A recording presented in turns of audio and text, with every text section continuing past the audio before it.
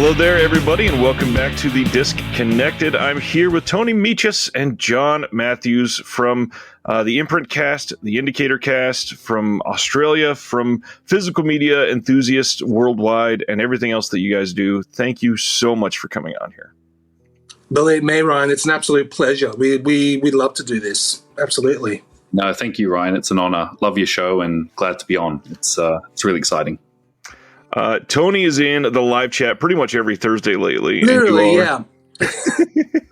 You are a blast to see interacting from across the world, and it's just so, like, it's humbling to even think that somebody from Australia cares enough to tune in live.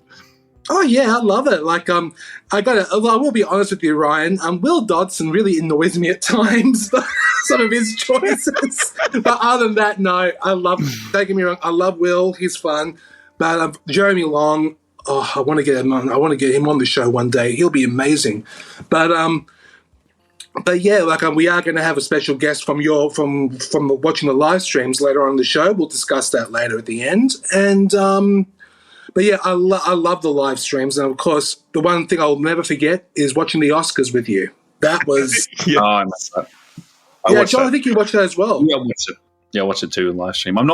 I should start interacting more and put some comments, but I do watch them. Trust me, I do. So when Tony mentions it, I'm like, I'm on it. So yeah. We would love to have you. It's so astonishing to see how the community has grown, and just certain people, like to see Key-Ray come in there, the Big Umbrella fan. Like, it's just amazing that everybody's just here for each other, supporting the same thing, and building this genuine, like, heartfelt bond. And a lot of people that aren't as deep into this, it might seem a little like hokey, but it's genuine. The people that are really into this is a big deal to a lot of us. It is. And I was going to say, down here in Australia, like, we meet these people in real life. Like, we know Kira, we've met him many times, and Tony, and like, of course, discs bring us together, but then we actually find, there's a friendship there, and like now like, we're all like best friends in real life. So it's amazing how tight this community is, like in regards to, building genuine friendships and relationships. It's pretty amazing. 100% agree. The amount of people that I've been able to meet in person just over the last couple of years doing this, every single time has been pleasant and just lovely and surprising. It's fantastic. It is. Let's start with a couple podcasts that you guys do, and then we'll get into Australian cinema. We'll get into you guys as film lovers as a whole. But the first thing, you guys are, mostly focused on the Imprint cast. Can you tell us what that is? Well, Imprint Cast is basically a podcast dedicated to imprint films, what's coming out and what's coming soon. And we actually discuss certain titles with some guests. Like we interact with the members of our groups, the Imprint Films Film Blu-ray Collections fan group and the Imprint Cast Facebook pages. And I put out a post saying, like, a poll of the top 3 films that they want to discuss, and we don't reveal the guests until the show airs. Mind you, we actually haven't done that in a while. We've got to do that again soon, because we've been so focused on this new. We've been so focused on other shows. Like we've had recently, I did a show on Ladies and Gentlemen, the Fabulous Stains with Lee Gambit, and of course our regular colleague Suzanne. John was in Japan while we did that. I wish I could have joined that. Yeah, I caused a little bit of a stir with that episode, I have to say, because I said a certain vulgar word that wasn't pleasant, but I chose not to censor it because it was in the film, and I decided You're quoting the film. I'm quoting it. That's right, but and it starts with a C and ends with a T, but it wasn't pleasant. But I did warn them that saying, I'm sorry to say this, but it was in the film, caused a little stir, but other than that, that's it. Hey, we had a whole terrorism campaign built around that word in Northern Territory. Remember that? See you in the Northern Territory. See you in the Northern Territory. Yeah. I'm serious. Look it up. There was. It's true. Now, but the thing with Australians, Ryan, you have to understand that word is actually not offensive. It's actually a term of endearment, not like mainly towards us men, Of course. If you say that word to them, it's not offensive to the men, that is, but to women, obviously. Yeah, you'd never say it to the women, obviously. But to the men, if you call them that word, it's actually a term of endearment, which is really odd. But most of us wouldn't care either way. The episode, I'm going to say, is amazing. Lee is, first of all, adores that movie. He is all over that disc. That disc, if you get it from Imprint, I feel like it smells like Lee, just because his touch is all over it. Unfortunately, it is out of print from the Imprint website, but it is it's Lee all the way. All the way, Lee. Like, he actually begged me to do that episode. I go, give us a break, Lee. I got to do we got to do a few other things. Like, with Lee, he loves us. We love him, obviously. But but the thing is, he asks us a lot to join in on the show, which is amazing. Great. We'd love to do that. Like, we had Lee in a few times. We discussed Reflection of Fear. We discussed, what else did we discuss? Of course, Fabulous Stains. And the possession of Joel Delaney. Yeah, that was one of our best episodes apparently, and it's great. Lee Gammon is a dear friend of ours. We talk with him constantly. He's awesome to talk to. He's great. So, I mean, the main question, I guess, that people might ask about that is why the focus on Imprint films? The obvious answer is because you're in Australia. That's probably the closest thing. But Imprint, to me, is really special. Can you explain, like, how it feels special for you guys? John, do you want to answer that one? Yeah, I just think we, in Australia for years, we've never had we have had Umbrella and whatnot, but Imprint, I think, took it to that next level. And I think what makes it special is we've always wanted like a Criterion or a Eureka down here, but we never really had it. And then this label came out of nowhere and just started releasing really amazing stuff. And I think that's what makes it unique is that, not only but you guys in the US and in Canada and the UK, they're all after Imprint titles because of the unique, I guess, Blu-ray only titles like world debuts and we were just following the label like, wow, this is pretty amazing what these guys are doing. So I think it's just we've never really had that sort of how shall I say, like that sort of great label down here. Like we have in the past, but like I said, Imprint just took it to that next level. And Tony and I, from day one, we were like, wow, this is a pretty special label. We should probably keep on track with what these guys are doing and promote them as much as we can. So. And Umbrella's really catching up, it seems like. They are. I think Imprint took it there, and now Umbrella's getting up there too. So they're kind of neck and neck. They're obviously the two best Aussie labels. And to be honest, the only real two Aussie labels, because most other companies have gone under or, been absorbed. Like Mad Men was a really good company. They got absorbed by an anime group and they've kind of gone off. So they're the only really two left doing really good stuff. So that's why I keep saying support these guys. They're doing amazing work and keep it going. Definitely. Yeah, with the inception of Imprint Cast, we just decided, I just thought, John's been doing Indicator Cast for quite a while and he invited me to join, I think on their fifth episode, I think it was, John. You invited me to join on the episode of Night of the Demon. That was my very first ever podcast appearance. And I've done radio show before for a couple of I discussed on community radio station here in Sydney. I did a show about cult films and horror films, and I did a special episode dedicated to the music of Vangelis, and that worked fine. But I've never done a podcast before because I know podcasts are not live. Well, some are live, obviously, but radio, of course, was live, and I thought. Yeah, great experience. And I did the Night of the Demon episode with John, and I believe it was Ryan and William Rodley who was on the episode. And I had a blast. And I thought, you know what? Indicator Cast is doing well. Let's do an Imprint Cast. So John and I talked about it, and we thought, yeah, let's do it. We called up. Sorry? Yeah, we spoke about it for a while. Like it was probably at least a year going. Yeah. A year before we actually had the courage. Well, I'll say we had the courage to call Josh Hibbard from Imprint and ask him for his approval, see if it can work. And he had no issues. He said, "Yeah, we have an Imprint companion podcast." I go, "Yeah, we do," but I don't listen to it because I don't want to clash anything, But I have listened to it before, but since we started Imprint Cast, I try to avoid it as much as I can because I don't want any clashes or anything. It's very different style as well. Their podcast, more they they get like the release schedule and they just talk about the films, but they don't really go into extras or packaging, and it's more just about the films. And that's where I felt there was a bit of a.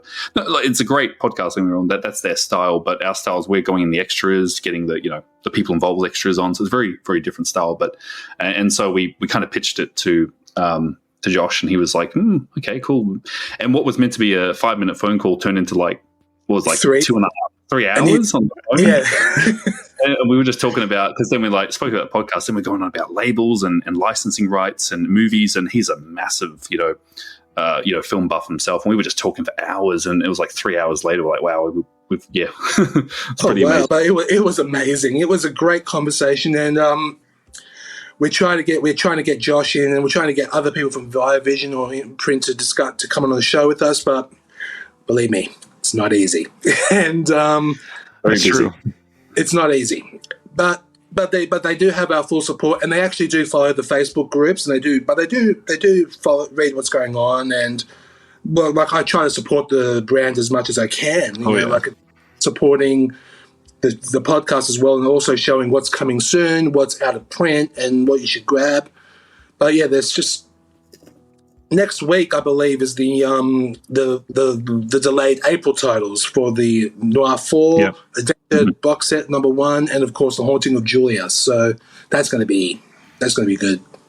There is somebody, I don't remember who it is. One of my online friends just got the release of The Haunting of Julia in early, and it looks incredible. I cannot wait to get that in hand. I've been dying to see that movie for the longest time because it was so difficult to see for years, and now all of a sudden we got, I think, 4 releases worldwide within the span of like 6 weeks. At once, literally, yeah.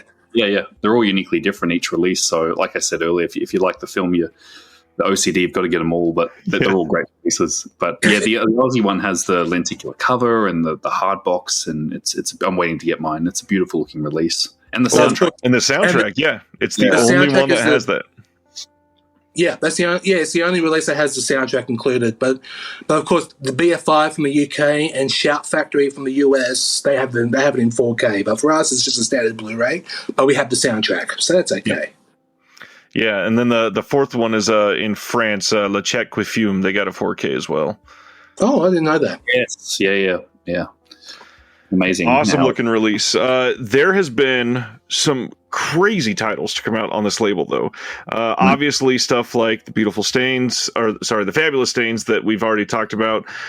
There are some titles that, honestly, even just saying titles is a little less forgiving of Paramount, because Paramount has been such a major partner for Imprint that we've gotten titles that have never been released from Paramount to come out on Imprint.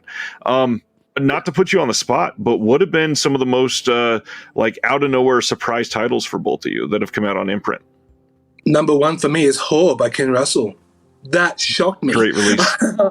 I was asking about that film for nearly 30 years. I haven't seen it since VHS days, and I was stunned when it was announced. I thought, and you saw me, John. I posted on Facebook to a few of our friends saying, "Oh my God, Horror is coming out," and it was great. And there's only 2 copies left on the website, so grab it when you can. Wow. I'm kind of shocked that's still in print. Oh, so am I. Jeez. What do you got, John? What are some of the most surprising for you? Yeah, when they started, the titles they were getting were, at the time, Paramount was a closed door. In terms of, in the US, they were a closed door, and still they started the Paramount Presents line. But the big ones early on were stuff like Fire in the Sky. That's a film I always liked. They're going to get a Blu-ray, and they brought it out, which kind of amazed me, and that was a big one. The other one, like I said, these have been released later on, but Black Sunday is another huge sort of 70s thriller. And I was like, wow, I never thought this would get a release. And just titles like that. And also Hard 8, which was an early title, one of my favorite films. I was like, and it got a really nice deluxe edition. So early on, I was like, this is they're getting films that other territories can't, whether it's rights issues, they can't get. But those are some of the big ones early on. I'm like, wow, this is a special label to follow because, they seemed untouchable, those titles, for a while. So The biggest thing that so many people have been perhaps most, I guess, like respectful of Imprint because they kind of set the bar on these are their limited titles that come in these ridiculously gorgeous boxes. What are some of your favorites that are in the hard box sets? Because every single time they announce one of these, I'm just like, okay, I have to have that, right? And they look beautiful. Those boxes are gorgeous, I have to say. But there's... Well, definitely, hands down for me, the Wicker Man is my favorite art. The box art is definitely my favorite. Hands down, that's my favorite Imprint box. Sure. The big one. Recently, the big one for me was Burn, the Brando film, because once again, not only did they include the International Cut, the Italian cut, and it's a beautiful set, and I've always wanted a decent copy of that film, and it got the big box treatment. I was like, wow. And you mentioned the Killer Elite, that's a gem Peckinpah film, but this is an incredible release. I'm actually I'm about to post my review of this one, and that release itself, I could give somebody that release and sell them on the entire label because it is so damn good. 2 cuts, I like how they don't cram it on one disc. They keep them separate and unique poster art that for each one. So it's magnificent. I think my favorites on those has got to be those After Dark neo-noir cinema sets. They are easily some of the most compelling films that were not getting respect from anybody else. And to package them all together in such a respectful, just gorgeous little packed up box it was a gift. I was so happy when that got announced. So was I. They were great, especially with Neo Noir 1. That included Rush. It included a few other, of course, Flesh and Blood. I think Flesh and Bone. Sorry, and of course, what's coming soon from Criterion. One False Move. False Move. That was a first time watch for me when the box set came out. I actually Imprint had something to do with that. I just have a feeling because there's a lot of buzz around One False Move when Imprint, and now it's getting a Criterion. There you go. So I don't know. May have influenced, but no, they're great. Well, I imagine a bunch of these that Imprint has done first that we are seeing these other companies follow up on. They've had to have greased the wheels for some of these other companies just to be able to follow easily. Yeah. Oh, another big one. Yeah, the Breakdown, like the Kurt Russell film. Like no one ever thought that was going to get a release, and then all of a sudden Paramount gets wind in the US. Okay, let's do our own Breakdown edition. So it's pretty. It's kind of like Imprint test the waters, and the studios see as well. Let's do our own. So it's pretty fascinating how they follow. So other than the international market, one of the things, and I talked a little bit about this with Lee when he was on my channel, but it seems like to me, Australia kind of has a little more of like a bustling physical media scene than we do sort of in the mainstream market here. Do you guys feel that there? Does it feel still pretty active? Well, I'll answer a few. I'll say something about that. Some of the titles, some big titles, for example, like from Warner Brothers, like for example, *Malignant* and *Cry Macho*. I believe in the US they received a Blu-ray and a 4K release for both titles. Unfortunately, in Australia only, they only got standard DVD. Which is really a shame because I love *Malignant*. I know *Malignant* is crazy and silly and fun, but I thought it was entertaining. But at least it deserved a Blu-ray at least locally here. But yeah, unfortunately, those 2 titles, I think a few others as well, only got a standard DVD release.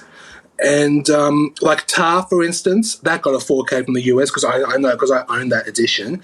That just got released last week on DVD only, which is a shame.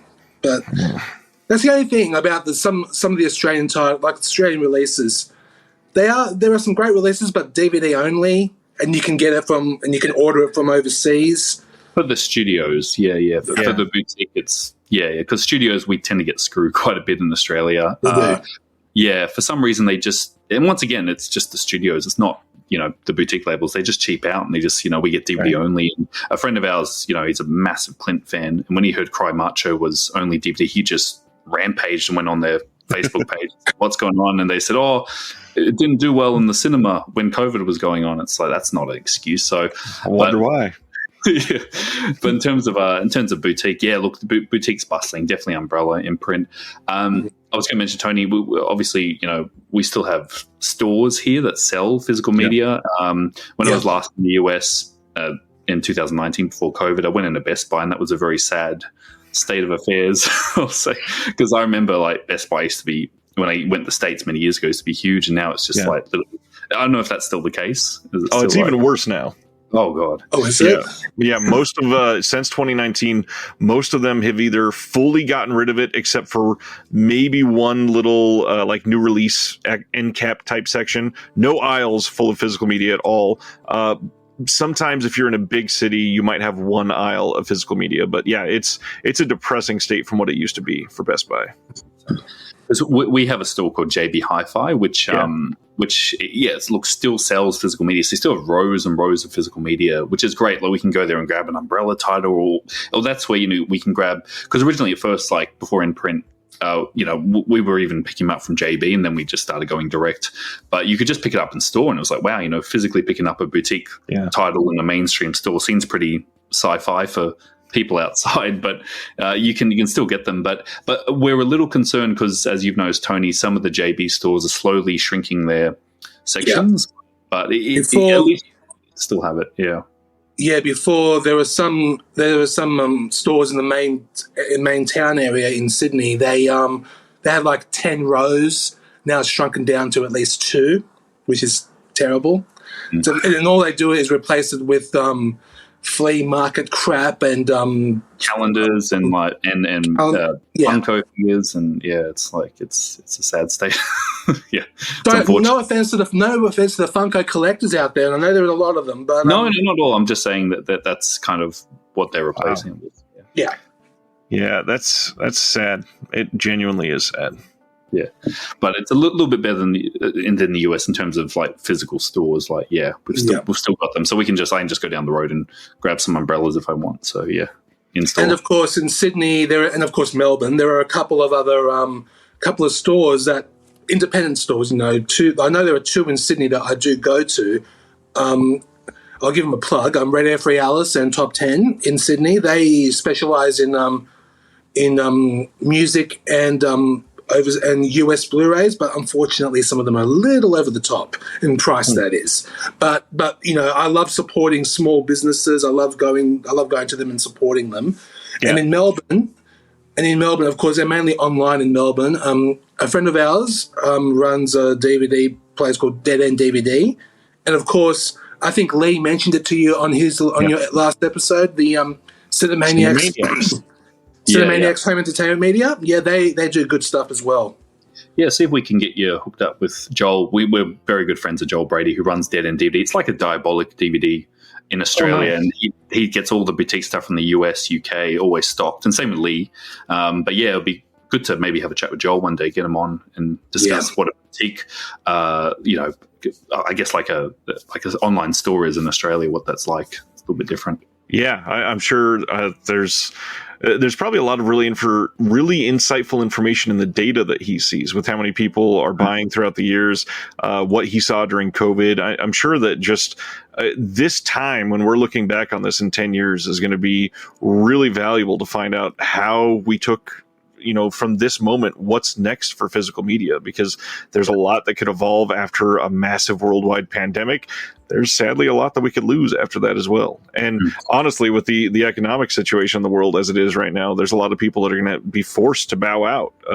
Physical media, obviously, for most of us is a luxury, and obviously none of this is a requirement. And with things costing more and more, and production issues from some of the cheaper places, it's just going to drive up those prices even more.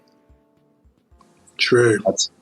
It is. And with the cost of materials as well going up, like we're seeing those fancier sets get a little bit more pricey, but once again, it's just due to, like I said, supply chain. And, we'll see. It'll be a very interesting time the next few years for physical media, where it goes.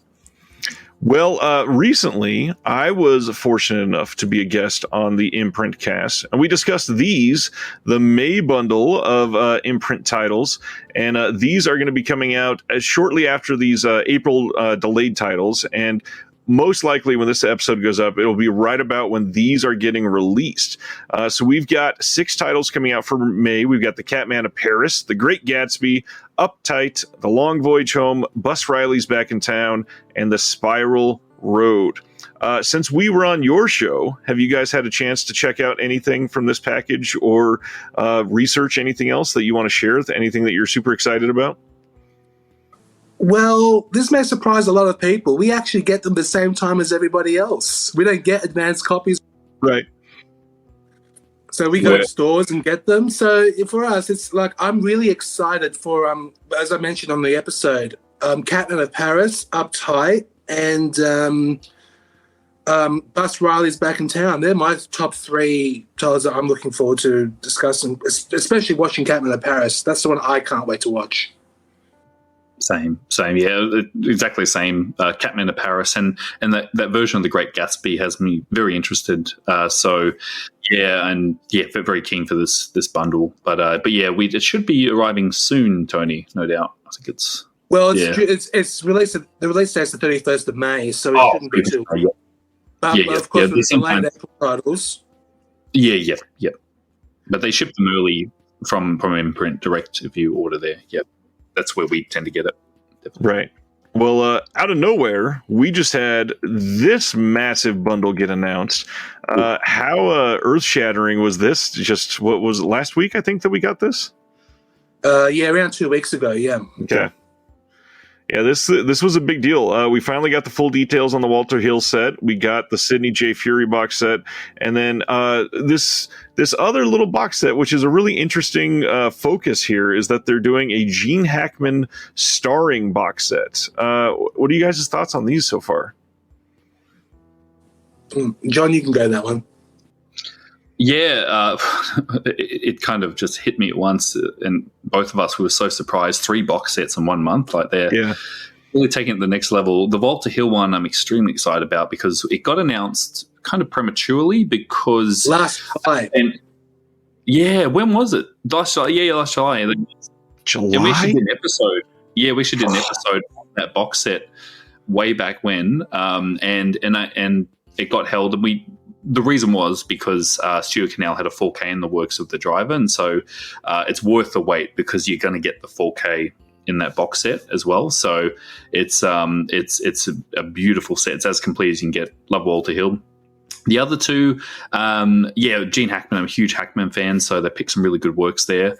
And the other one, the Sidney J. Fury one, I wasn't too familiar with his films, but that's going to be like a real blind experience for me. I've seen 1 or 2, but I'm just all around couldn't believe it, the amount of box sets they brought out. It's unbelievable. It's a lot for 1 month, and I think that it's going to be a very expensive month for people that are fans of Imprint. Obviously, for Australian dollars, seeing $440 is a lot. In US dollars, it's about $300. Still a shocking amount of money. I'm really, really wanting all 3 for sure, but it's crazy how much love and attention they put into some of these films that this sounds like a dig at them, but it's really not. It's more of a compliment, actually. But the putting love into some of these films that most people have genuinely never heard of. And you take something like that and put it in front of somebody and say, here, we think you're going to like this. Just give it a watch. And the crazy thing with a lot of Imprint, it's been that way for me. It's the curation game has been great from Imprint. It's not just a whole bunch of random titles thrown at the wall and see what sticks. It feels like somebody that's actually choosing something and goes, you know what, this is underseen, but I think it's got some merit. Oh, what I was going to say was, like we've known about Walter Hill for ages, but with Sidney J. Fury, I'm actually glad that they put some of his these other titles that we don't know much about in Australia. Like I only know before. Well, I know there's more than 2, but there are 2 Sidney J. Fury films that stand out for me. Of course, number 1 is the 1972 Lady Sings the Blues with Diana Ross. Mm-hmm. And, of course, the infamous disaster Superman 4, The Quest for Peace. Everyone talks about that one when they hear the name Sidney J. Fury. And, of course, It's done way more than that. But of course, right. we are friends with I'm Facebook friends with Daniel Kramer, who's actually produced that set. Yeah. And I'm hoping, I'm trying my best. I'm hoping, I'm messaging him, and I'm trying to get him. I would love to get him on the show when the set is released. I can't promise anything, but I hope it can happen. It'll be great. Great discussion. Yeah, he is not only produced the box set, but he is on every single disc. He's doing multiple things on every single disc, I think. And then on top of that, he is like evangelizing the set. If you're friend like you, I'm friends with him on Facebook, and he's out there all the time posting just great things about his work, great things about the box set, and going above and beyond to get people to understand that Sidney J. Furie should be respected. And Imprint is a big part of that. So I'm glad that they're able to do something like this. Absolutely. And I think that goes back to just quickly what Imprint, like I said, spot on. It's just like bringing us challenging, undiscovered films. That's why I like it's a curation, and it's exciting because some of these films I've never heard of, and that's the beauty. Like I've discovered so many discoveries through Imprint, and not to say bad things about other labels. That some labels they'll go for the safe option, like you'll get Tenebrae for the 7th time, or you'll get this and that. So, but with films like labels like Radiance Films or Indicator and Imprint, they're really bringing challenging films you never heard of, and that's reminds us of that DVD era of mastered cinema, stuff like that. So it's good. It's not predictable, and that's what I like about Imprint as well. We don't know what's coming next. It's amazing. That's true. I don't want to go as deep into Indicator because you guys seem to be focusing on Imprint lately, but you also run the Indicator cast, primarily John. Did they have the same sort of draw to you that Imprint did, or was there something else that sort of catapulted them into a favorite stratosphere for you? Yeah, absolutely. They just emerged out of nowhere. I'm like, what's this Indicator label? And I was day one. I was on these guys. I was like, wow, they're doing some good stuff, and just the quality of titles they were picking, and the way they were going about it. With the nice thick booklets, the cases, beautiful presentations. Like, wow, these guys are someone to look out for. And so earlier on, I messaged. They didn't have much of a social media presence. I messaged. The guys at Indicator, and John replied.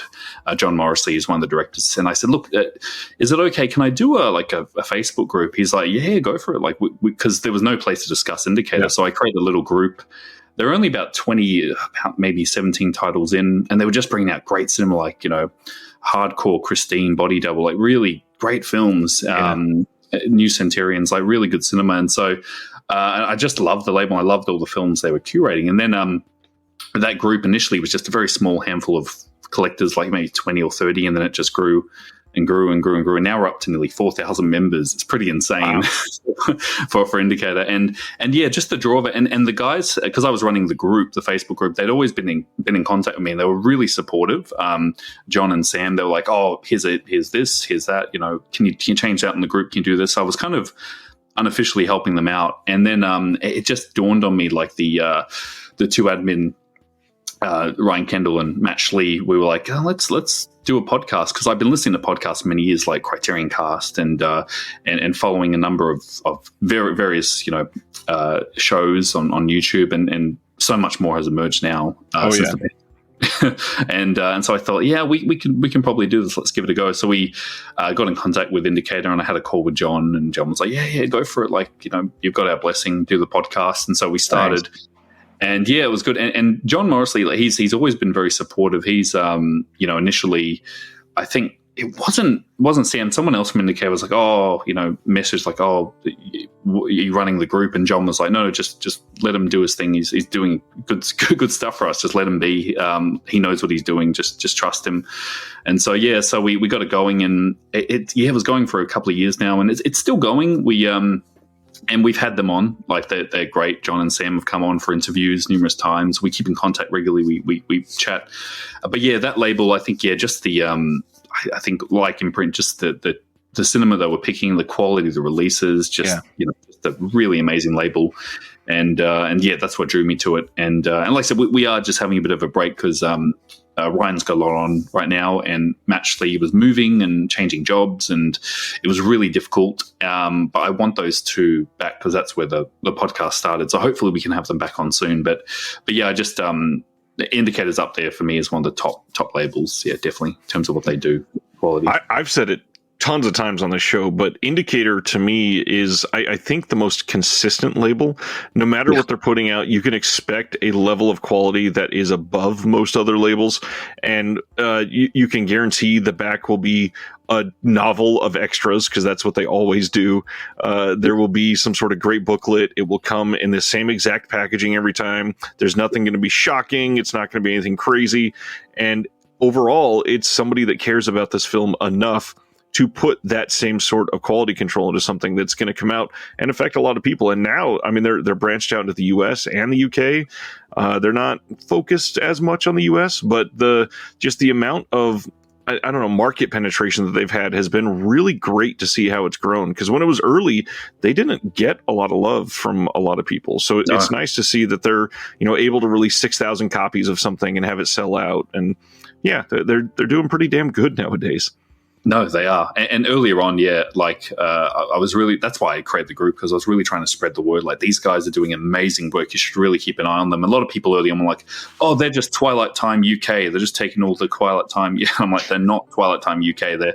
And then they started branching out to Handmade Films and all these other ones. Wow, okay, they're not Twilight Time UK. It's just all they could get starting off with Sony, obviously. It was accessible. But yeah, they're, I think you're like, they've just, like that Michael J. Murphy box. Like, who would put in that amount of effort to a very unknown British filmmaker who, to be honest, made really campy, low budget films with people, but the labor of love in that box set, much like him as a filmmaker, just shows no one would even touch those films. It just shows how dedicated, just the level of quality they put in. And I'm glad to see they're getting into 4K now. So I'm really glad to see how they're going, and they've come a long way, definitely. Yeah, the big ones this year, we've got those Roland 4Ks, we've got the Ormond box set, the family box set, we've got the Mexican horror box set, which a lot of people, there was an offshoot of Synapse that had put those out on DVD years ago, and the story was a lot of these will probably never come to Blu-ray, and here comes Indicator to save the day, and now they're going to be out there in beautiful HD. It's not something that a lot of labels would take the risk on, and it's nice to see that somebody's still willing to. Yeah, those, and we did an episode on that with Andrew Leavolt. He's a good friend of ours. He's like a Mexican expert cinema, and he's so excited for that set. But you're right, those DVDs, the Casa Negra, I think it was, they didn't sell, and I think there's a lot of buzz. So hopefully they do well, because there's a wealth of amazing Mexican films that they could dig from. So yeah, it's pretty cool and exciting. Absolutely. So now you guys, let's dive into you. What made a film fan of Tony and John? What was the perception of films growing up in Australia? Because obviously it's going to be a little bit different, considering the level of production isn't quite. A lot of it's still going to be focused on Hollywood stuff. So was there a different perception towards cinema? Was there anything like that growing up? Just give me the backstory, Tony. You want to go first on this one? Well, for me, the backstory because I grew up in a strict Greek Orthodox background with family and Greek Orthodox family, and they pride on their children being doctors, pharmacists, high level professionals, but they don't think a hobby is good. But to me, I love. When I was young, I used to watch television all the time. I loved watching Looney Tunes, Hanna-Barbera cartoons, and everything else. I loved watching all these cartoons. But then when I was 7 years old, there was a video store down the street from my place, and the very first thing I rented was a movie called King Kong Lives from and I saw that. That was the very first movie I've ever rented from the video store. And, I'm sorry. I don't know why, but that cover really struck me, and I just I'm gonna watch this. So I watched it because I didn't know, because I was young. I was only 7 years old, and I had no idea that it was a sequel to the 70s King Kong. I didn't know any better, but I watched it and I just thought it was one of the craziest things I've ever seen, but also one of the funniest. Yes, and mentioning that movie, Umbrella just released it on Blu-ray for the very first time, which is great. Of course, I bought it for nostalgia reasons. In a deluxe. And And then I'm watching it again. I thought, what the hell is this? This is the first thing I've ever watched. This is one of the worst films I've ever seen. But still, it's nostalgia. It was definitely nostalgia. But then I fell in love with going to the video store, renting movies back and forth. But horror is my theme, and of course John's as well. Like, we're both horror fiends. I call us horror fiends anyway. I saw the original Nightmare on Elm Street when I was 8 years old. I know, I'm morbid. I saw The Exorcist at 10. I saw not Texas Chainsaw Massacre, I think, at 11. And I love horror. Like, the movies are like really scary. I fell in love with. Yeah. And then the very first movie I saw at the cinema was 10 years old, and that was Tim Burton's Batman from 1989. Nice. My sister took me to that one, and I was very grateful. But then ever since then, I didn't go to the movies again until 3 years later. When I was a teenager, then I went by myself. I love going to the movies all the time. I saw 2 or 3 a day. Like, one time in 1992, I watched Sister Act, Aladdin, and I believe it was, speaking of Australian cinema, there's one bad Australian movie called Reckless Kelly, directed by starring Yahoo Serious. So I don't know if you've ever seen the movie Young Einstein. No. Or have heard of the movie. Well, we'll discuss that later on. And then, yeah, that was just terrible. Basically, the Australian version of How to Make It in Hollywood. And I thought, oh, God, terrible film. But It was trying to be like a Jim Carrey of Australia, but, didn't work. Didn't work. So, yeah, but ever since then, I've been obsessed with cinema. But then home entertainment happened. Yeah. I worked at a video store, Civic Video, back in 1996, and I was a manager there for like 5 years. And then after that, I went to Blockbuster Video and I worked there for nearly 10, so nearly 16 years in total. I was like store manager of all the video stores, and then collecting happened. I collected a lot of VHS, but then 1997 happened. DVD came out, and I just thought, wow. So much more. It's compact and convenient. You could put on your shelf, and of course, the stuff I got on DVD, I had on VHS. I sold. Stupid me. I shouldn't have done that, but anyway. And then 10 years later, Blu-ray came out, and now 10 years after, 2017, 4K came out. Yep. And yes, I'm a collector, and I love movies. I love film in general, and having a physical copy of a film that you want in your hand. It gives you I don't know, I can't explain it properly, but it gives you this feeling of, I own this. I don't want to stream it or something. Look, knowing that you've got it in your hand, it's a great feeling. To me, anyway. I agree. Okay, John, how about you? Similar to Tony, yeah, when I was younger, growing up, I watched a lot of TV. Myself, I'm an only child, so only child syndrome, you tend to occupy yourself with movies or video games because I didn't have any siblings to play with. Obviously, I had friends, but a lot of that time home alone, watching movies. And so, watching TV was kind of where I was exposed to a lot of movies. The first film that got me into it was, I think it was 8 or 7, but Fright Night played on TV, and I fell in love. I'm like, wow, this. And I remember staying up, I circled it, and I'm like, oh, I have to watch this and Fright. And that's what my love for horror started. And look, my parents, they're really cool. They didn't really care what I watched. So when I was younger, 10 to 13 or so, I go to the video store with my dad and just hire a bunch of titles on the weekend and take them home. And that's why I saw Elm Street, every horror film under the sun. So I have a pretty big exposure to horror, and that's when my first love began. And then obviously, moving into being a student, then uni, I started getting more into, I guess, like more art house films. That's when a lot of the DVD labels were emerging, like I said earlier, Masters of Cinema and Kurosawa and various Bergman, those sort of directors I started getting into. And I was a poor student during that time, so I was just picking what I could, basically, and kind of cherry picking, because like Criterion was obviously around, so I was cherry picking those, and it kind of got me into like the whole idea of labels. I started working it out, like, oh, okay, these guys are this, and we had a really great label down here called Director's Suite, and they released some really great, like, amazing titles like Fellini and everything you can think of. So that's really cool. And then Yeah, like Tony said, when I guess I finally got full-time employment, I was doing pretty well off. I was like, okay, now I want to. I've always had a dream about completing Criterion or doing this, so I kind of just went to town and started with some of the stuff Arrow was doing in the UK early on. Some of the Arrow titles there, so and Eureka and just building, and then all these labels started emerging over the past decade, and it's been crazy. It's been quite a ride, but yeah, just been a journey, and I'm just still on this journey, and that's why I love discovering films, but.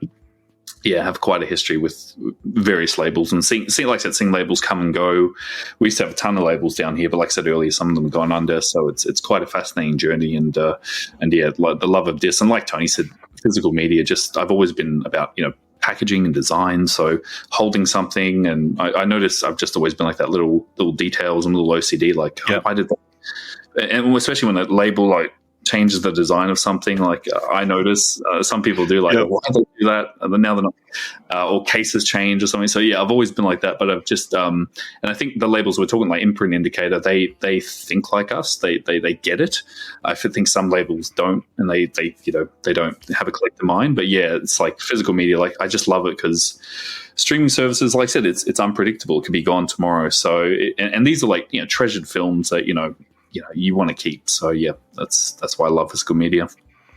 I love the call out of noticing small differences. It reminded me of a couple years ago. I feel like it was right before the pandemic, and Arrow had announced that they were running out of the clear cases, and they couldn't get some for a while, and they had to ship some in blue. And I got I don't remember if I have any left. I think I replaced all the ones that I got in blue, but the first one I got, I looked at it and I was like, oh, what is this? This is awful. And there's no difference. So I don't know why I'm like that. It's horrible. I know. It just feels like very, just very studio, mainstream, don't care, blue cases. Like, I remember that. It was like, oh, not good. And then I think they got the feedback and they switched it back. Immediately. Switch it back to clear cases because I think it was a supply issue or something. But then they went, okay, these don't look good on the shelf. They don't Not at all. And that's why I like see behind me, like just consistency. That's why I like box sets and same height and everything. Like, we notice if there's a change. Definitely do. Yeah, and that's exactly why I try to organize by boutique. It always it's so nice when you put them together and they all just have that flow. I love the idea of finding by title if you go alphabetically, but it just doesn't look as good. No, it looks very messy. All right, so we had brought up the idea of talking about Australian cinema, Ausploitation, the amount of production that have come out of Australia over the years, because obviously it's an entirely different culture. It's an entirely different upbringing. It's completely outside of the studio system. There are independent auteurs that have come up through Australia that have an entirely different vision from the rest of the world, that are creating things and have created things for decades that are just stupendous and overseen by a lot of people because they either don't have that far reach or they just don't have this large backing. And so because of that, there are people that have never heard of some of these. There are some major prestige titles that have been filmed down there that people know about, but then there are others that are just as good, if not better, that just get lost. So I brought up the idea, how about Tony and John come and be Australian ambassadors of cinema, and they each bring a top 5 favorite Australian cinema titles, and let's share with the world. Like, if the people watching this are just now getting into Australian cinema, what 5 are going to be the most impressive to them based on your guys' taste, if they can align with that? So let's start from 5, and we'll go John first from this one, and just share your experience with the film, what the film is, and what it's about, and try to entice somebody to go seek it out. Absolutely. And the titles I picked, they do have physical media releases down here in Australia. So nice. So I'm trying to get ones that people can still purchase from, whether it's Umbrella or a UK label. So yeah, they are accessible, but there are some honorable mentions. I think Tony and I will mention that don't have too good of a release, but we will mention you can find them out there somewhere. Awesome. So yeah, starting off, my top 5, and there's in no particular order, but I want to start with more of a comedy. So this is a film from 1986 called Malcolm, and this is a really interesting comedy that I saw first on TV, Australian TV, many years ago, and I fell in love with it, and I've always been a massive fan of it. It's very quirky, and I do like sort of the quirkier side of films, but essentially it's about this, you could say, simple character called Malcolm, who works on the Melbourne tram rails, and you actually do get a snapshot into 1980s Victoria. So it's amazing. So different now, the city. I went down there last year, and it's drastically different, but that's him working on the tram line there. He's really good with like gadgets and technology, and he's a bit of a whiz. And then eventually these two people move in his house to rent out his room, and they're actually ex-criminals. And they speak to Malcolm. They start becoming very friendly, and they pitch the idea to Malcolm, let's do a bank heist, but we're going to use all your tech and stuff to try and get in the bank to do the heist. And it's a very fascinating, quirky, funny, upbeat, like really lighthearted movie, despite, the crime, bank robbery subject matter. It's a really fun and unique and hilarious film. And it's one that I talk to a lot of people, and they've never really heard of it. And it's like, especially US and UK audiences, they've never heard of Malcolm. But it's a really great capture of 1980s Australia. And also, like I said, just this, just a quirky comedy. Something like, I would say it's something like what Wes Anderson would do in terms of the tone. It's extremely quirky and just very offbeat. But yeah, and there's even, he even like makes a car that splits in half, so when they're being chased by the cops, they can go off in two different directions. I'll show you that. That's that there on the back. It's just a really bizarre film, but I love it. It has got a Blu-ray from Umbrella. Umbrella did do a DVD many years ago as well, but it hasn't. I don't think it's got much availability in the US or UK. So Malcolm is just, if you're up for a really quirky, feel-good comedy from the 80s and to see a time capsule of 80s Australia, Malcolm is definitely recommended. So that's for me. That whole Sunburnt Cinema line has been fantastic from what I have seen. Amazing stuff. Yeah, some real gems on that label. So. At the moment, Malcolm is actually in stock at Orbit DVD in the US. It was also in stock at one of our other stores, Grindhouse Video. I think Diabolic had it at one point as well, but it's one of those that, of course, because nobody knows about it, it doesn't sell all that much, and so they probably don't restock it all that often. No, and I'm suspecting it just based on it, PG, which is equivalent to, a US PG. It's like, but yeah, please give it a chance. If you like I said, quirky comedies like Wes Anderson style, this is definitely, and just like I said, just a unique film, very unique. So I'm plugging this one. If you see it on Orbit DVD, please pick it up. And it's region free, so you can play it on your player. It's all regions, but yeah, please pick it up, people. I've always wanted to know, how the heck does each label in Australia get away with making almost everything region free? Maybe there's a loophole down here. I don't know, because I notice that a lot. It's like, there's a lot of US and UK that forced to lock up. In Australia, it's like, it's kind of region free, Yeah, it seems like nobody checks when they put those discs out, but everybody in the US and the UK, they're like, oh no, we have to. Yeah, have to lock it, yeah.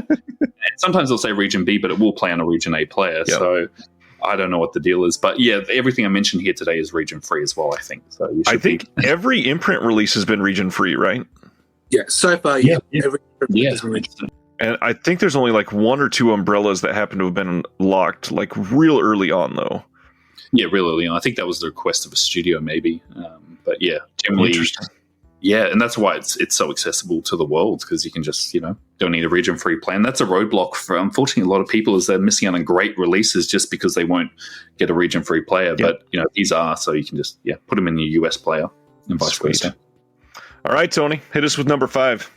Okay, with my number 5, I have to start off with an honorable mention. I can't start number 5 without it. So my first honorable mention is the original classic Mad Max.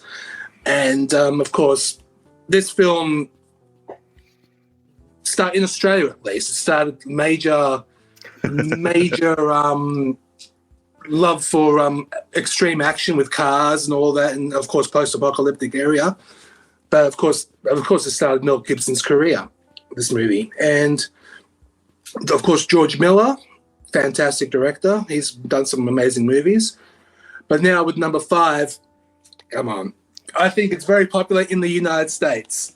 Its sequel, The Road Warrior. Oh, yes. That's all right, Yeah, look, it's definitely better than the first one in my opinion. But this is just a amazing film. I saw that as a before Fury Road came out. They did a special double feature at a cinema in Sydney of the original Mad Max and the Road Warrior, and that was a packed joint. It was crazy, and it was just great watching this apocalyptic film for an Australian film in particular. And of course, it's considered an Ozploitation classic. Can't go wrong. It's incredible. I love this movie quite a lot. But the thing is, with the first Mad Max, that's not released in 4K in Australia, but the others are, which is very interesting. Because Kino did it. That's right. It wasn't this. Okay. Yeah. This is the US Kino release, which has Roadshow still own it in Australia. That's why they do. Unfortunately, weird. Yes, and the worst thing is no extras. Oh gosh. Yeah. And even worse, no US dubbing. So it's Australian only. So unfortunately, for the local release of the first Mad Max, only Blu-ray and DVD, but no extras. Yikes! But yeah, this is my number 5, Road Warrior, hands down.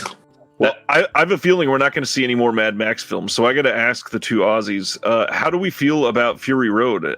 Growing up with the rest of the franchise, how did you feel about when Fury Road got released? I loved it. I thought it was amazing. I saw it first day at the cinema when it came out, and I was blown away. I was happy that George Miller hasn't lost his touch, because prior to Mad Max, he did, of course, the 2 Happy Feet films. I was going to make the joke, but I'm glad you brought it up. And of course, Babe. He produced the first Babe and directed the second. And I thought, oh, really? But don't get me wrong, I loved the first Babe. The second one was okay. And Happy Feet one was good. Yeah. But it's just great that he's back to his roots, with Mad Max Fury. Now the upcoming Furiosa, which is finished filming, but it was filmed here in Sydney, which is good.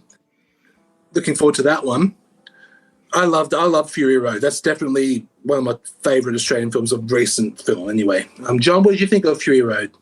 Yeah, I saw it in cinemas too. I had a blast. I thought it was great. I was going in a bit skeptical. I was a little, I wasn't sure because, like I said, he'd had a bit of a hiatus from that sort of genre. Right.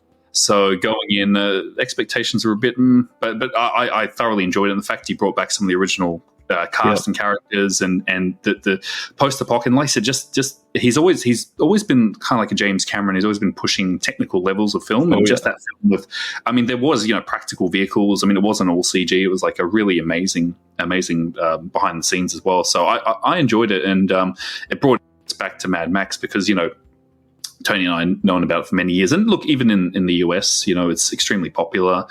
Even when I go over to Japan, it's just so popular over there because they see him as a samurai. It's like Amanda Max. He's really, really. Because I was in a bar and some guy actually said, "Oh, Australia. Oh, Mad Max. So it's well known. Very well known over there, because when I mentioned I was from Australia, they're like, "Oh, Mad Max!" So it's got an international recognition, which kind of amazes me. That's awesome. But yeah, I was going to mention that's my honorable mention as well. It's like a edition they did it with a slip, but that's the 4K Steelbook. I think the pretty common. I think that was why one that's 4K. But I also pulled out, just for a bit of vintage fun, my old school VHS from This is old. So I found many, many moons ago at a flea market. This is the first VHS release Mad Max in the world. This tape's really old, like 1980 or 81, but that's the original Aussie poster. Very old school. There we are. So I pulled that out. So, and coming soon, which is actually Phantasm. It was called Never Dead over here, and King of the Mountain. So very simple. And once again, thinking about labels, like when I was a kid, seeing this, these sort of spines all matching up, I was like, oh wow, so like a label. So that's what got me into it. But that's the old school tape I thought I'd pull out. That's awesome. All right, what do we got for number 4, John? Number 4 is another quirky film, but it's a little darker. It's a dark comedy. I'm going down the comedy route just for these two, but then I'll get more into other genres. But yeah, this film has always stuck with me since I caught it on TV, and it disturbed me a lot. And it's Bad Boy Bubby. Now, this is a very twisted film, and for many, like before this Umbrella release, it was pretty unknown outside of Australia. When I caught this on TV, basically, it started. I'm like, what is this film? And it's this guy in a room. And the first half an hour, I was horrified by this movie. I was deeply disturbed, so disturbed by this film. And to the point where I was almost going to turn off because like, this is a really upsetting film. And then the second half, or the first 45 minutes, and then he leaves the house, and then it becomes a comedy. And I'm like, what is this?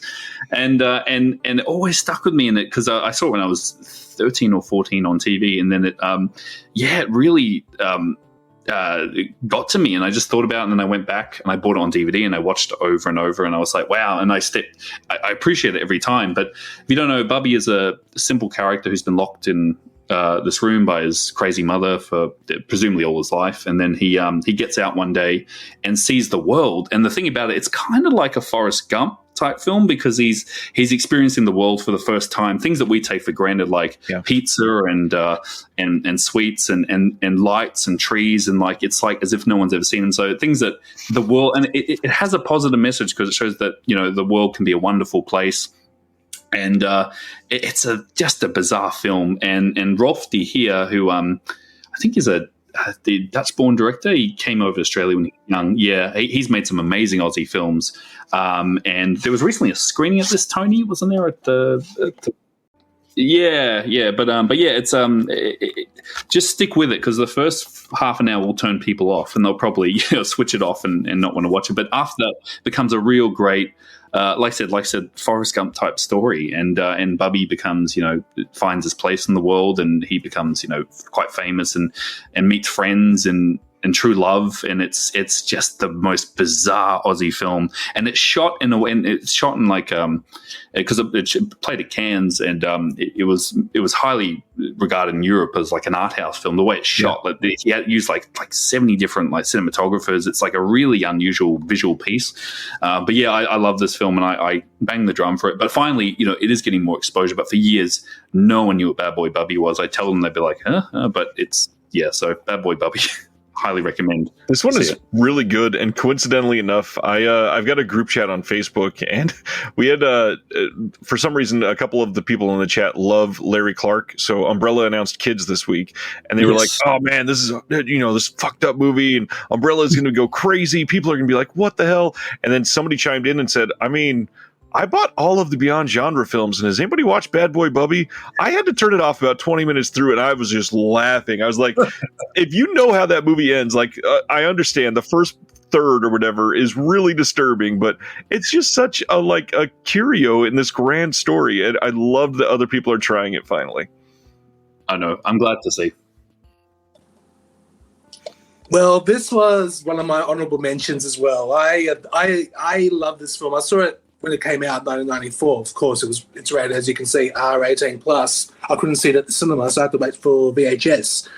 Oh boy, yeah, that first 30 minutes it's not for everybody. Let's just say that.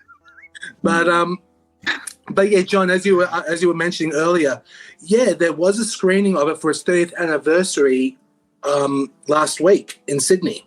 Director Rolf de Heer and actor Nicholas Hope, they were actually there doing a live Q&A. Doing a discussion of that film.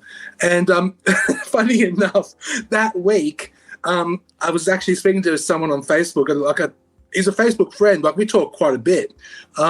His name's George Figgs. He was an original Dreamlander from John Waters' movies, and he's also a film historian and a film projectionist in his own cinema. And he actually mentioned this movie don't watch it, it's vile, disgusting, and I thought, really, as an Australian, I find that quite offensive. As a joke, obviously, he's an icon. It was a joke, obviously, but it's a fun film. It's not for everybody, I know. And I actually asked him, "Do you know if John Waters has seen this film?" And he said, "No doubt he has." But It's definitely, yeah, this movie is definitely not for everybody, but it is. It does actually show how humanity is outside of, because he's locked in the room for 35 years, but when he goes out into the real world, it can be fun, but it also can be evil and cruel out there. And it's but some of the language in this film, as you know, it's quite harsh. Yeah. But of course, one thing for you animal lovers out there, if you love cats, do not watch this film. Like, I'm a cat lover myself, and it's hard for me to watch it. But yeah, it's definitely not for everybody. But it's definitely one of the most unique Australian films out there for sure. I agree. Let's go to number 4 for Tony.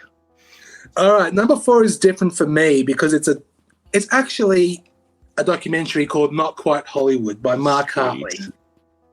This basically explains the history of Australian exploitation cinema from the 70s up to Mad Max Fury Road, I believe. And I saw this at the cinema when it came out, and I thought, oh, really? Australian documentary? But I had no idea about it until I watched it. And then it actually grew my love for more exploitation. I never realized how many movies I've seen that are considered exploitation. Like, I've never thought for a minute Mad Max was exploitation. But then after watching this, we know it sure is exploitation. It's great. But then, of course, horror. There's great horror films in here. And, of course, action. And, of course, the first third of this film is basically the campy Australian sex comedies that were famous back in the 70s, especially movies like Alvin Purple. There was just so many great Australian films that had like great sex comedy. With the Nest. Mm-hmm. Felicity. There's just so many. Was a big one, yeah. Yeah, Felicity's huge. But then there was also but of course, discussing the horror genre, which we love. They had some really good titles in there, like, for example, Next of Kin. They discussed Nightmares, which is it's one of the most outrageous films ever made in Australia, but it was fun. And of course, Ryan, you discussed this on your live stream last night. Razorback. That was. I'm glad you love it. I love it too. But it is so outrageous. It was great. It is? Yeah. This movie definitely gets my number 4 because it discusses the history of exploitation cinema, and, of course, it shows a part of Australian cinema that's rarely discussed. But now that with this film that came out, it's back, and it's amazing. And now Umbrella have actually brought out its own exploitation classics label, which they've released 20 releases. And Is it 20 really already? Was it 20 or 20, John? I think so. About 20. I think so. Yeah, or over 20, maybe over 20. I've got them there on the shelf. I need to. I've got them all as well. But this is the movie that started the exploitation classic reboot, which is fantastic. And of course, one of the movies that was mentioned in there was Barry McKenzie. The Adventures of Barry McKenzie, which of course stars the late, great Barry Humphries. This is where you first see Dame Edna in that movie. And it was, we actually watched it on the day of when Barry Humphries died. And he was a talent. He also wrote the movie. I had no idea. But it was great. Let's start back in then at number 3. Cool. Number 3, I'll just do an honorable mention. I was just going to quickly say one of my favorites is a exploitation crime film called Money Movers.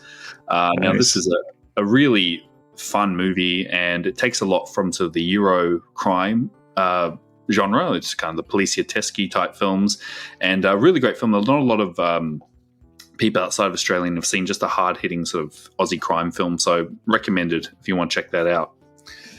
So my number 3 is a 1978 Australian film set during the colonial era, and that is The Chant of Jimmy Blacksmith. Now, this is a really, really good film. It's one of my personal favorites. I remember seeing it basically back in school. We watched it in the classroom, and I was really shocked by it because basically it's based on a novel about this character called Jimmy Blacksmith, and set during colonial Australia of that sort of early settler period. And Jimmy Blacksmith, who was a young Aboriginal man, has been brought up in sort of this society. And at the time, Australia had settlers from Ireland, Australia, UK. So we have a mix of different people who settled here. And Australia has a very much like a lot of films. In the US, have tried to deal with it, like with slavery. Australia had a very similar racist, very dark past, and a lot of the Aboriginal children were taken from their parents at young ages and sent off and to other families, and it was a really horrible time that not a lot of films really touch on, and this film definitely does. And so Jimmy Blacksmith, basically, he gets involved with some of the upper elites, and they start. They kind of put him in their social circles, but he really isn't. He's always seen as an outcast, and he then eventually goes against his own brothers, and tracking down Aborigines for the white people, and eventually he deals with the racism and the stress and the horror of growing up in that sort of era, and eventually he snaps, and I won't spoil it, but he has to go on the run, and it becomes a bit of a vigilante road movie. But just the film itself, it just deals with subject matters that, like I said, no other Australian films have really dealt with. Look, there have been a lot, don't get me wrong. There's even been sort of mainstream Hollywood sort of takes on it, like Rabbit Proof Fence and stuff. But The Chain of Jimmy Blacksmith is an insanely amazing film because it captures that era perfectly. Just what went on during that time. And him trying to make it, I guess, he's like, no, I'm more civilized now. I'm like the white man. But then eventually they, treat him like crap, and he doesn't really see it. And eventually, he's pushed to breaking point, and the film builds and builds. And it's a great film. It's an amazing film. I won't say too much because it does become a bit of a Western almost, like an outlaw film, but it's a really good film, and one that I don't see discussed too much, but it's a really, really good film. There is a UK Blu-ray, and I'm showing off here from Eureka, but it's a great Aussie 70s film. That's what I was just looking up. There's a US Blu-ray too from Kino Lorber, and I don't even know that I've heard this title. No, I'm surprised. I didn't even know there was a US release. Huh. Yeah, that came out in September of 2019, right before the pandemic. Wow, okay. Kind of flew under the radar. Yeah, it's one people really need to check out, because if you're interested in Australian history, the darker side, which, like I said, this film shows and exposes, interesting. You'll get a really fascinating watch out of the dark racism. And to a degree, Australia still has. And look, I mean, our government in recent years have made apologies, and that's why there's a lot of controversy around Australia Day, right. Because that's people calling it Invasion Day, because that's when the white settlers came over and took over the Aboriginal land. But this is the 70s, and not a lot of films are dealing with the subject matter, and I think it's a really brutal take.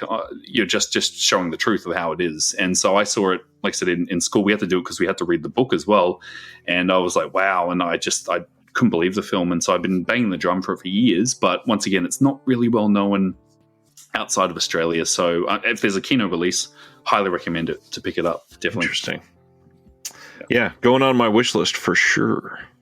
It is a good one, definitely. I will discuss something about The Chain of Jimmy Blacksmith, but I know there's another title John's going to mention, but I'll discuss that when the time comes. But yeah, it is a must see, definitely. Awesome. What do we got next on your list then, Tony?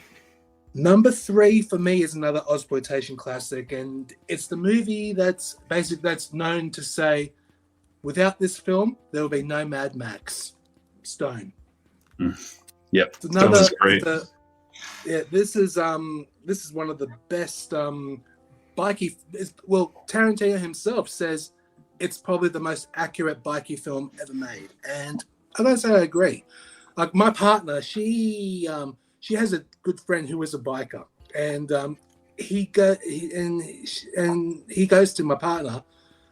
You have to see Stone, and you gotta see how the bikey life is really like, and then I showed Natalie, my partner, the movie, and she got, "What? Wow, what is this? This is amazing!" But they're actually doing a 50th anniversary screening of this in somewhere else, I think 300 kilometers away from us here in Sydney, and it's going to be full of bikers and it's a big screening. But the interesting thing is, this is a director's cut of the film. The original theatrical version was 30 minutes longer, and I think it's only available on the original VHS. I don't know if you've got it, John, but if you do, I would love to see it. I had it. I think I might. Maybe I have to check. Okay. This is a director's cut of the film before Sandy Harbour passed away. May he rest in peace. It was the only movie he's ever made, and one movie, brilliant. They used real bikies. They used for the film. Yep, like real bikies. Yeah, this is considered. I consider this one of the best action films, bikie movies ever made. Awesome. I love it. 30 more minutes of footage, though. That's sad that we don't have that. I hope eventually somebody can find access to that. Oh, I hope so too. I hope they re-release it again with that extra 30 minutes. Actually, man, let me have a look. Yeah, it actually does include some of the deleted and extended sequences from the original theatrical release. So some of the scenes are in this, but as an extra. Right. I think from a tape source as well. It's like memory. Yeah. That makes sense. All right, John, we're up to the top 2. What do you got for us? We're getting there. Just quickly, I was going to say that was my honorable mention was Stone as well. Great biking film. So just saying what Tony said, please check it out. It's great. And the Umbrella release is fantastic. It's even got the Japanese poster there, which nice. Is Mad Stone, which Mad Stone is the Japanese title, probably trying to cash in a Mad Max. Mad Stone. Mad Stone, yeah. Mass fashion. And Severin did it in the US, so you can get it in all territories if you want to check it out. So next one is, once again, a film set during the colonial era. And I've always loved this film. I caught this on TV when I was younger. And it always stuck with me because Dennis Hopper's insane in it. And it's Mad Dog Morgan. It's so good. Oh, it's so good. And it's from the director Philippe Mora, who did Howling 3 and a bunch of other wacky, crazy Aussie films. But I just love films during that colonial era because they're almost like westerns in a way because they're set during then. But the thing I love about this film is it's spot on because we had Irish, we had Scottish, we had all these different mix of people, and I hate not to say, but there are some like Hollywood eyes versions of them where it's they all sound Australian, which is not the case because the accent didn't emerge until all these sort of colonies came together. But just an outlaw story, kind of like a Ned Kelly, going from New South Wales to Victoria.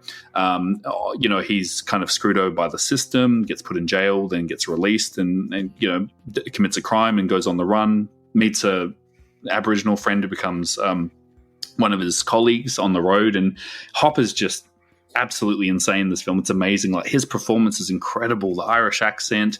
Apparently he was drinking quite heavily every day on the set, so that's a good sign of him. It's pretty visible too, and through most of the movie. He's a little sweaty and stumbling, but he does a great job, and just fun. Like it's a fun outlaw western type Aussie. If you want to see an Aussie western, this is a good example of the genre because there were a few, but this is just insane fun. So Mad Dog Morgan takes the number 2. I've always loved it, and it's always been a favorite of mine. It's a fantastic one. Another one that's gotten a lot of releases over the last couple of years. Good 4 or 5 across many territories. I happened to get the indicator release of that, and I popped that in.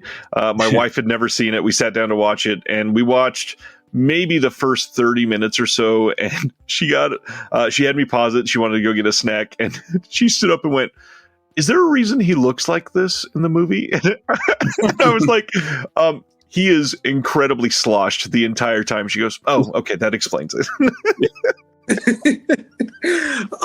But yeah, this is one of the best Australian westerns, absolutely.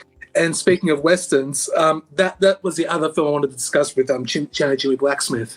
Quentin Tarantino came here in Sydney promoting The Hateful Eight, and he came to the cinema and with Samuel L. Jackson and Kurt Russell promoting the film.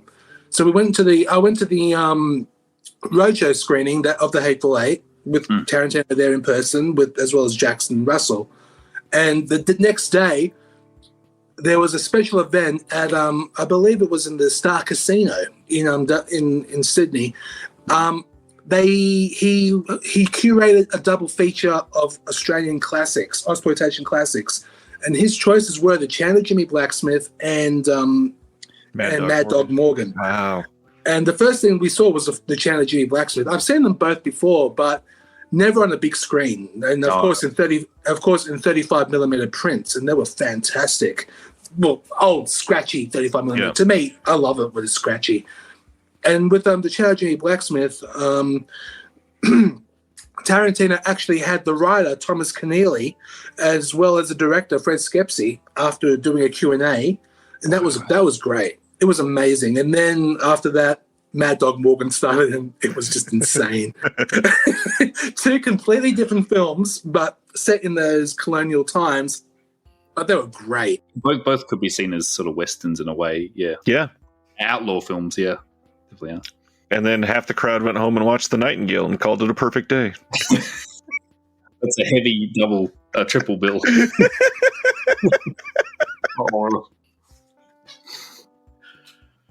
Oh man. Oh, Ryan, you're going to love this. All right, Tony, what do you got for number 2? The Nightingale. You read his mind. Yep. Number 2 is The Nightingale. Oh my goodness. Like every time on the live streams that you do, Ryan, we discuss it all the time. And I know your love for this film, and this movie, I saw it. Actually, I went to the Australian premiere of it in Sydney again with live Q&A with Jennifer Kent and please forgive me with the name Bakerley Gunnumbar, the Billy in the movie, the Aboriginal guy, and this film is definitely one of the harshest movies I've ever seen. A very, very heavy film, definitely, but it's one of the best. I have to say, Jennifer Kent, she's a talent, especially with the Babadook. I didn't put that on my honorable mention list, but it was a good movie. Don't get me wrong, but it's the Babadook was really good. A lot of people actually hate it in Australia, which is really odd. A lot of people hate it here too. Well, I believe that, but and with the Nightingale, it was just. The authenticity, the authentic nature of this film, the way it was shot, and of course in the Academy ratio 1:37:1, it made it more effective. But of course, some sequences in the film, as you know, if you've seen it, you have to have a strong stomach for it. It is definitely not for everybody. Especially there's a sequence in the beginning of the film, which I know, Ryan, you have discussed, and I won't mention. It's not pleasant. But the movie is beautiful to look at, and it's also one of the most authentically accurate films I've seen in a very long time. And the performances of Ashley Franciosi and of course Sam Claflin. Oh God, Sam Claflin. He played the villain so perfectly. Yeah, you couldn't help but hate him. But it was a great performance. But this movie, definitely not for everybody, but it is one of the best ones ever made. Of recent Australian cinema, at least. This is beautiful. Beautiful movie all the way. Yeah, I think that's impossible to argue. It takes a level of nuance to approach something that is so sensitive and treat it so respectfully yet accurately, and pull it off in a way that is meaningful and tells a story in a way that everybody, no matter your background, can grab a hold of and just empathize with everybody in the story. that level of nuance doesn't happen that often. And to see it to come from somebody that it's their second feature-length film for a female director that normally wouldn't get a lot of opportunities to do something like this. Like, this is a massive achievement. This is stupendous on levels that many of us would dream to be able to achieve. It is just a magical time. And that's, I know that's a little odd to say with the main scene in this that people harken back to, but it's got this epic around that one scene. And you need that emotional hinge to feel the payoff that comes throughout the rest of the movie. And honestly, we talked about the Western sensibilities of those last couple. This has a lot of Western sensibilities in it as well. The way that she approaches the whole final, journey that she's going on this entire thing, it screams like those old classic 1950s Westerns that were just these epic journeys from the United States. And this movie it's a masterpiece. This is a perfect 10 out of 10 for me. Same here. Absolutely. But the travesty is, and I got to say this, the Australian release of the Babadook, of the Nightingale, has no extras whatsoever. It's just the movie, and that is. They didn't even. It seems like they didn't even bother. No, it's shocking, and of course the second sight edition it's packed features. It's great, and I had to get this edition for a movie like the Nightingale. It's gorgeous. I had to get this edition for sure, and it sold out that release, which is good because it got exposure out. I'm glad Second Sight picked it up and said this is a film you need to pay attention to. It's a magnificent film. I saw it in the cinemas too. Yeah, nice. Brutal, but incredible, necessary. Yeah, necessary. Yeah. All right, John, close us out for you. We're getting there. So another honourable mention, just quickly. Another Ozploitation is Patrick. I think some people have seen this. It's the sort of psychic telekinesis guy in a coma. Very Hitchcock type film. I'll leave it at that. It's a bit of a mystery. This guy in a coma, can make things move, or can he? And this young nurse is trying to figure out what's going on there. It's a really great film. There was a sequel in Italy called Patrick Still Lives, which is which is something. Yeah. Oh God. But we don't see it as a curiosity. But the first Patrick's a great sort of Hitchcock film. And just other quickly, I'll just plug is Turkey Shoot, which is another great fun Ozploitation sort of battle royale style film. I think it's quite popular with the US and UK audiences, but Turkey Shoot. So my last film, I think, is an absolute masterpiece of Australian cinema, and it was buried for many years because the Australian Tourism Board didn't want this film seen. So it was virtually released and then taken out of cinemas, hidden, never got a release outside of Australia. And that is a 1971 masterpiece called Wake in Fright. Okay. This is like the Australian gem. So basically it's a story of a British British English teacher going to teach in remote Australia, so out in the middle of nowhere. And this is quite common. We did have teachers internationally coming over to teach in small towns in Australia. And he's very quite posh and, quite, you can tell he's come from a more upper class, and he's now in this little town. And then he goes out one night and he gets brought into the world of all these locals, and all they do is drink and fight and play, stupid games and go out and, I hate to say it, shoot kangaroos. There are scenes of kangaroos being shot in this film, so it is a little brutal.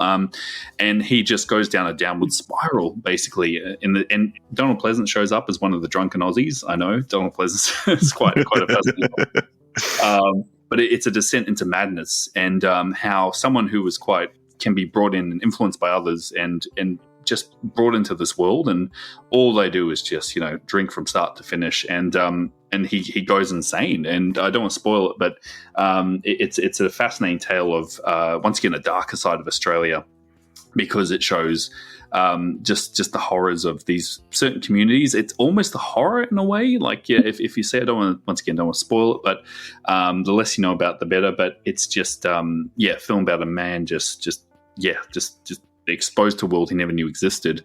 And yeah, so the film itself, it came out and then tried to absolutely got buried because the I think Bill Collins said on his show that the tourism board saw it and went no, this is not coming out. So it bombed, and it's fascinating because it's a Canadian director who came over here and made it. It was sort of his critique on. He saw a lot of backwoods stuff in Canada and came over and said and saw these really weird sort of towns in Australia, and he's like, I'll make a movie. But once again, they're not bad people in this town. They're just, this is how they are. And he's just entered that world. And he's left behind basically civilization, and he's become like an animal in this. And then eventually it got rediscovered. So the film print, I think about maybe 15 years ago, they discovered a film print, and then they started doing some circuits. I saw a re-release here in Australia, and that was the first time I saw it because it was so unavailable. And I went, "Wow, this is a masterpiece." And then eventually, I think Draft House brought it out in the US, but that's gone out of print now. Just so happens to be behind me every single time we do this. Yeah, perfect. That's out of print now. Very, very rare. In the UK, the Master Cinema released it. We got a release here, but I just think it's a great film, and one that has got exposure recently, but for many years was really unknown. I just think it's one of the fascinating Australian films. Wake and Fright. Great choice For me. All right, Tony. Okay, well, I got to mention one. It's not an honourable mention, but I have to mention it because Imprint cast and all that. We can't not mention On the Beach. That was filmed in, of course, Melbourne, and unfortunately, this edition is out of print, but it's one of the best. It's a really good movie. I love this, and of course, this release was packed with extras. Oh, yes. It's amazing, and that's a nice, beautiful hard box as well. It's a really good film. I'm glad it got an official release here in Australia at least, which is amazing.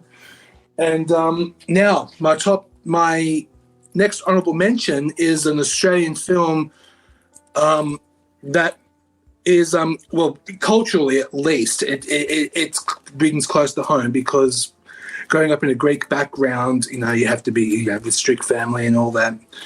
This movie is called Head On. This movie is basically Alex Dimitriou is playing this character who lives in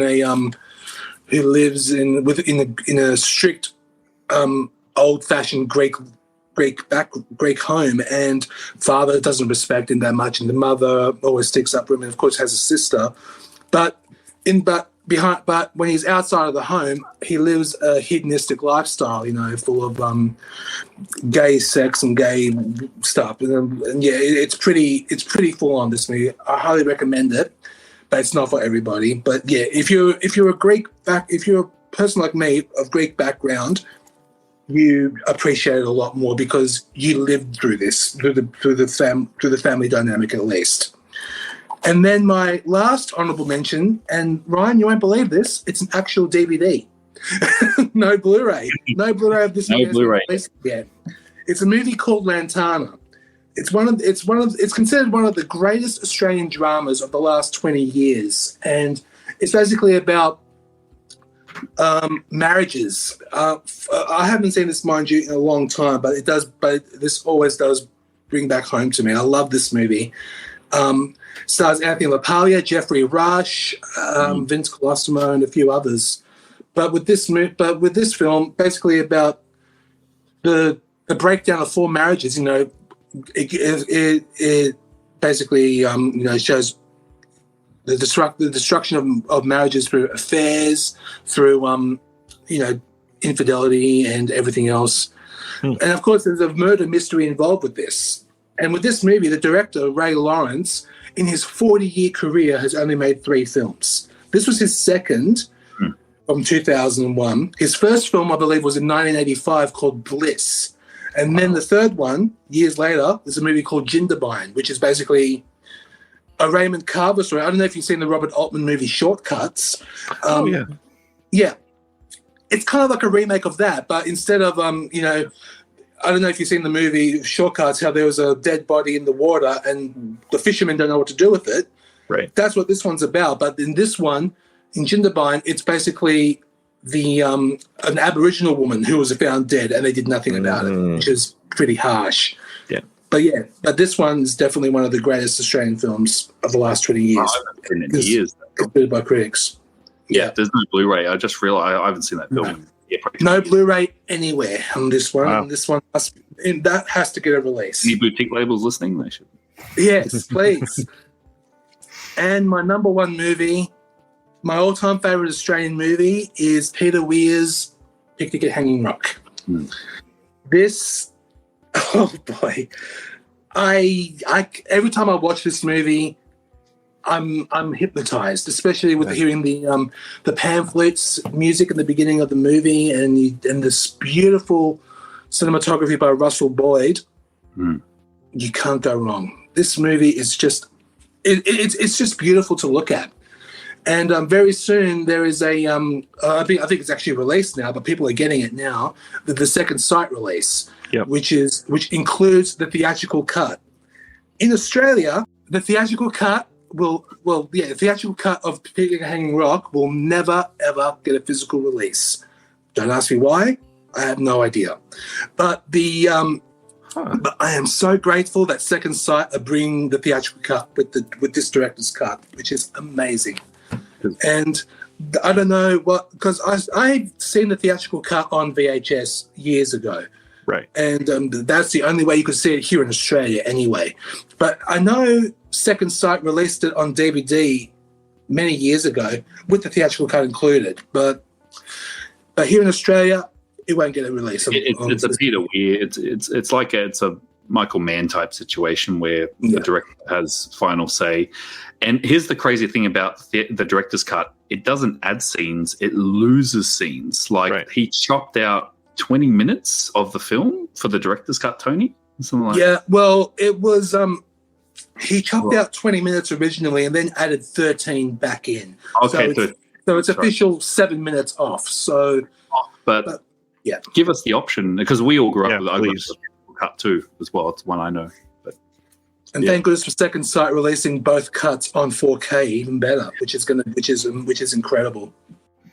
Yeah, that's all I was going to say is just archiving all the multiple cuts. I really wish that I don't know that they're not doing it, but that these boutiques would almost try to strong arm these directors and just saying, listen, I'm okay doing some of the revisionism, but also allow us to do the original version as well. Absolutely. Yeah. It is a shame that Australia will never get the theatrical cut unless you order the Second Sight edition, because that's the only. I think because this Criterion release is a director's cut from the US. That's the only one. Yeah. That's all. The only one. Even on DVD, their first DVD was director's cut as well. Yeah, they've never done theatrical. But it's a great film, haunting, beautiful, like you said, Tony. A film that took a while to appreciate because I saw it when I was younger. I shouldn't have. I didn't appreciate it when I was like 7 or 8. Like, what's this boring movie about these girls out in the? And then I saw it again as a teenager. Like, wow! And then eventually I watched it. It's become like a regular watch for me, and I can't wait for the Second Sight release. It looks like the definitive version, and funny enough, coming out of the UK. So Second Sight doing some good stuff with Australian films. They Second Sight is one of those companies that I am astounded every single time I touch one of the final releases because it's definitive. No matter what they're touching, nothing will be better than that, and it's hard to imagine anything even trying to be better than their releases. Yeah, once they've done it, there's no point in other label touching it. It's definitive. It's as good as you're going to get. Like just once again, just the big boxes, and I've seen photos of the Picnic at Hanging Rock one. It's a chunky set. It looks. I love that. Just the big box, booklets, digipacks. So very excited. I've ordered mine. It's on the way as well. Amazing. I'm just astonished with those lists. A couple of discoveries for me that are definitely new and on my wish list. A couple that I've loved, and maybe the best organic moment on this show ever, where I guessed what you were about to say. That was perfect timing, I gotta say. Really want to say thank you guys. This has been incredible. This is one of those things that, like I said, it's genuinely almost an ambassador move to take an entire culture's historical, filmography and bring it to the rest of the world. Because a lot of people, they've never, for many years, we didn't have access to a lot of those films. But then after that, now that we do have access, you don't even know about them. So you won't look out what you don't know. It's hard to just open up to something like that unless you have something shoved in your face and say, hey, you should probably watch this. And then, oh my gosh, there's a whole new world of everything over here. I did want to throw out Razorback, genuinely good movie. People should check it out. Let's see. Any other that you can throw out that are maybe we'll say not bad necessarily, but silly. Like one of my favorite old Aussie exploitation ones. I love Dead End Drive-In. I don't know why. Dead End Drive-In is so much fun. Oh, it's great. Brian Trenchard Smith is incredible. Oh, absolutely, yeah. There's the original Long Weekend. That's the where nature fights back. That's great. It was a remake as well. There's so many. There's Thirst, the vampire one. I like Thirst. Not fun. Oh, Dark Age. It's a massive, big monster movie, big crocodile movie. Yeah, it's the Australian Lake Placid. The Australian Lake Placid, from the 80s. I did not place that when you first said that, but I definitely remember seeing the cover of that one now. I don't think I've seen that one. Yeah, it's fun. It's interesting, definitely. Interesting. All right. Well, thank you guys for all of this. This has been, again, incredible. I'm simply humbled that you would agree to do this. Come on here and share your passion for all of this. I implore everybody, if you are a fan of Imprint, if you are a fan of Indicator, nobody gives enough love to those labels, and these gentlemen do the absolute best that they possibly can. I know that I do my best to shed light on everybody, but if you want to get into the nitty-gritty details on one label, Imprintcast is definitely where to find it, and Imprint deserves it. The amount of stuff that they are putting out that is brand new HD debuts throughout the entire world, films that have never gotten a physical release before this, films that have been lost to time. They are somebody that should be applauded for what they're doing. So thank you guys for bringing the light to those. Thank you for the kind words, Ryan. Absolutely. We had you on the show discussing the May titles. We loved it. And if you ever want to discuss an Imprint title that we haven't had on the show, please let us know and we'll have you on, hands down. Oh, absolutely. Absolutely, yeah. No, thank you. I just thought of 9 options. Yeah, we definitely got to do that. No, it's been great. Thank you once again, Ryan. I love what you do. Just please keep doing it. I love it. Your live streams, like I said, what I especially love is just the interviews behind the scenes you get with some of the guys in the labels. So it's amazing what you're doing. So keep it up. It's great. We love it. Thank you so much. That means the world to hear that. Everybody, all the links for both podcasts are in the description below. I'll include the Imprint Facebook group and just try to share the word. People need to hear more about these labels. Again, thank you for your time, and we'll see you on the next one. Thank you for listening to the Disconnected Podcast. There's one big thing that you could do to help the show, and that is to leave a rating and review on the podcast service of your choice. Thank you.